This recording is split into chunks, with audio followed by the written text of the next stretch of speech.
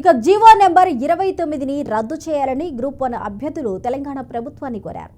కాంగ్రెస్ నాయకులు సోనియా గాంధీ జన్మదినాన్ని పురస్కరించుకొని జీవో 29కి అనుగుణంగా గ్రూప్ 1 ఫలితాలను డిసెంబర్ 9వ తేదీన విడుదల చేయడానికి ప్రయత్నిస్తున్నారని అన్నారు.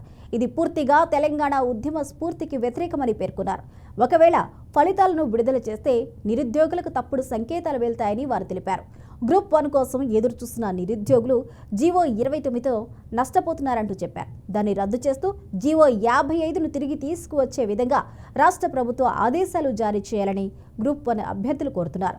ఇక జీవో 29ని రద్దు చేయండి తెలంగాణ ప్రభుత్వాన్ని కోరిన గ్రూప్ 1 అభ్యర్థులు కోరుతున్నారు.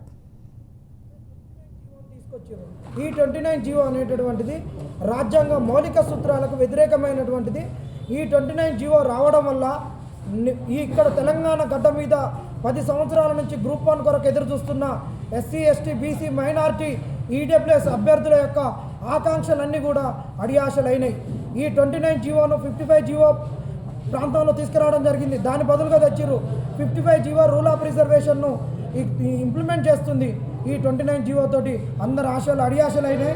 ఈ 29 జీవో తోటి తీసుకొచ్చినటువంటి నోటిఫికేషన్లో అవకతవకల నుంచి వీళ్ళు బయటపడడానికి తెలంగాణ తల్లిగా చెప్పుకునేటటువంటి సోనియా గాంధీని ఈ కాంగ్రెస్ వాళ్ళు అడ్డు పెట్టుకొని డిసెంబర్ 9వ తారీఖు నాడు రిజల్ట్ ఇవ్వాలని చూస్తున్నారు.